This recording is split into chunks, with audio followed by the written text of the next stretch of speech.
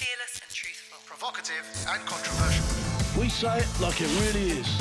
With dignity and respect. Committed to free speech and common sense.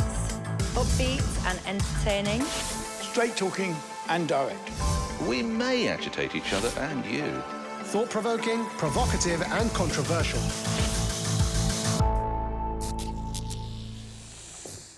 Hello and welcome to The Pledge. There was sad news this week as it was revealed that the friendship tree given to Donald Trump by French President Emmanuel Macron had died after being removed from the White House grounds and placed in quarantine. But the idea of giving a gift as a mark of companionship inspired me to get a present for one of my fellow panellists. Greg, I present you with our friendship cactus. It looks innocent enough until you encounter its prickly It side. certainly reflects our relationship. It's actually fallen over as well. OK, coming up, Nick tunes into the debate over free TV licences. June argues everyone is equal, no matter how much you pay in rent. Rachel kicks off about the Women's World Cup, and I'm saying big isn't better. But first, it's Greg. There's been an enormous amount of fuss this week following Michael Gove's admission that he took cocaine as a young journalist. Some of his competitors for the role of Tory leader and Prime Minister have tried to exploit his discomfort, hoping to bump him out of the race. While the frontrunner, you know, the one with all the blonde hair, he hasn't even mentioned it.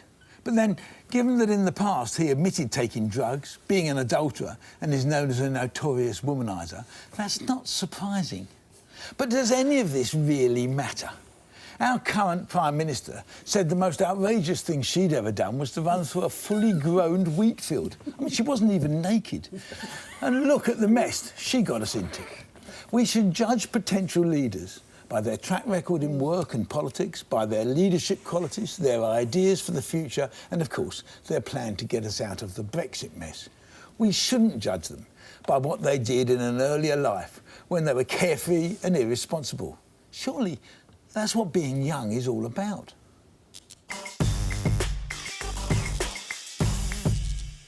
I totally agree with everything you just said. You know, past mistakes should not determine someone's future. It's what they do now and what they're going to do in the future that counts. And the fact of the matter is the generation from which this Prime Minister will be chosen and ones in the future will have come into contact with a lot of drugs. This thing. I mean, this is never about drug use per se, was it? This is about politics. It's about spite. It's about payback. It's about people who don't want him to get the big job. But it's the stench of hypocrisy around all this that's got me. You know, you've got senior policemen saying that middle-class users have blood on their hands because it fuels the drug gangs. The same cops who've ignored cocaine use for the past 20 years. So do you guys remember, I'm sure you remember, the story in The Sun in 2013 when they went in to the House of Commons and to the toilets, 9 toilets that all the MPs used. There was cocaine traces in every one of those toilets. So Michael Gove used it 20 years ago. Some people are still... We can't say every MP used it. No, I didn't say that. There was high level of usage. No, but there was 9 toilets that they went into that were near the Sun MP's offices, and there were traces of cocaine found in all of those toilets. So, you know, Michael Gove hasn't used it for many years. But the question that I want to ask all you guys, and you kind of touched on it, is that what is worse? Is past drug use worse, or is infidelity worse? Because what people have been saying is Gove is untrustworthy. But Carol, one is criminal and one isn't. And that is the reality.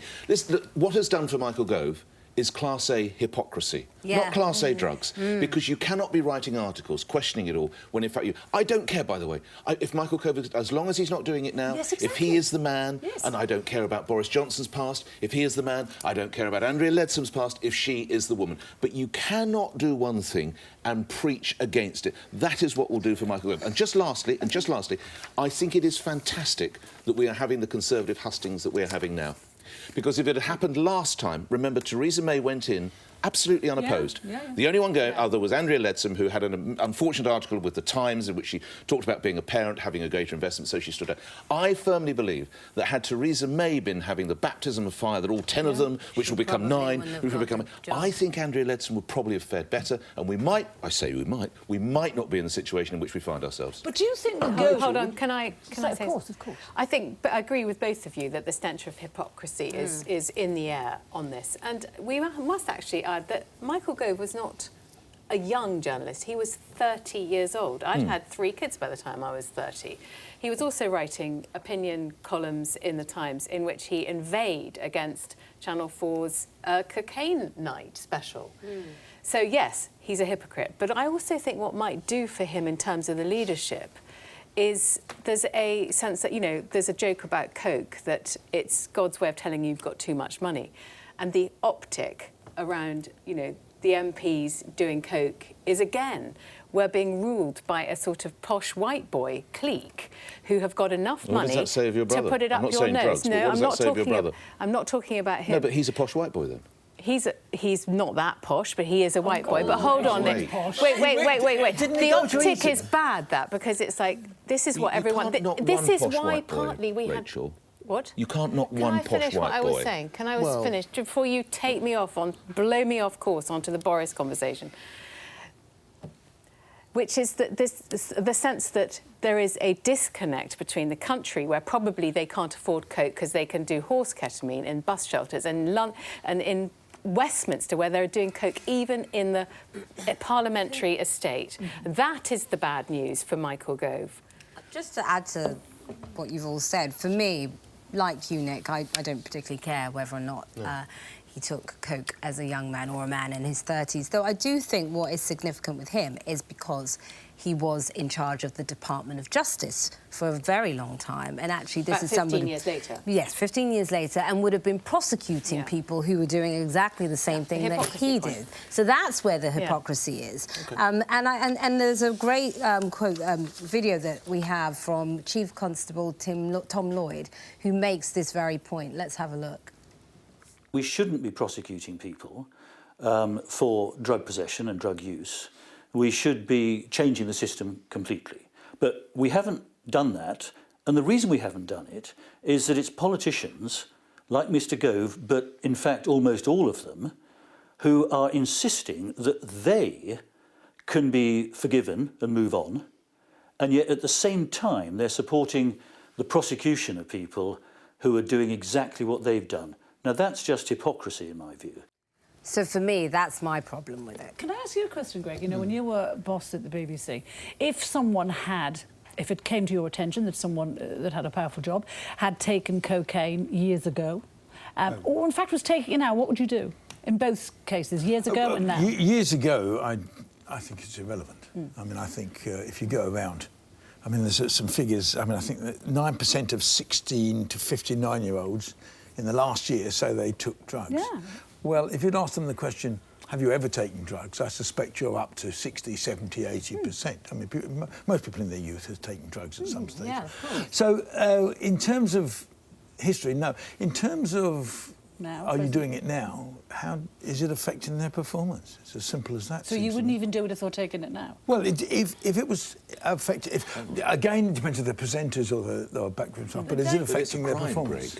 It's illegal. It's illegal. Currently, it's illegal. You know, not being faithful to your partner who actually had the power to do something about it in terms of it being illegal. And I think if he knows he had dabbled in it, then surely this is something that he should have been... I've talked to lots of MPs who believe that the current laws and the current rules on drugs are ridiculous. I agree. And they need to be... could have done something about it. No, but the real problem is they're never going to do anything about it, because in the end they're scared of the attack they're going to get in the media. In the Sun or the Mail or something like that. Isn't the point about Gove, you know, we complain about our current politicians and what they are and what they do. Isn't the point... Gove is a very clever man. And I want clever men in cabinet. I want clever men, you know, setting the rules for us. Or clever people, and I don't want clever people. Sorry, I beg your pardon. Of course, I meant that. I want clever men and women setting the rules. And the fact that he did something 20 years ago shouldn't debar him from taking that position. I agree. I totally agree with you, Carol. All I'm saying is that when he was in the Department of Justice, he was dealing with this very issue. Perhaps the time to admit it would have been then, and to say that, you know what, I have a different perspective on this. Yes, exactly. Yes. I don't know whether you saw him being interviewed on the weekend. Well, you certainly would have seen clips on it. How do you think he dealt with it? I thought he dealt with it extremely well, because he acknowledged that what he did was wrong. He said he was sorry. He also acknowledged that it's not a victimless crime that he did in his youth. Yeah. because there is such a long tail. It's the dealers, it's the people who, the mules, it's, anyone who's seen Narcos knows that people, middle-class users of cocaine, as Michael Gove, former Justice Secretary, rightly acknowledged, there are, industrial victims of this crime, and it's sort of almost comparable to child pornography. It's people who watch child porn are actually participating in the industry. It could be some time before this story blows over, but we move on.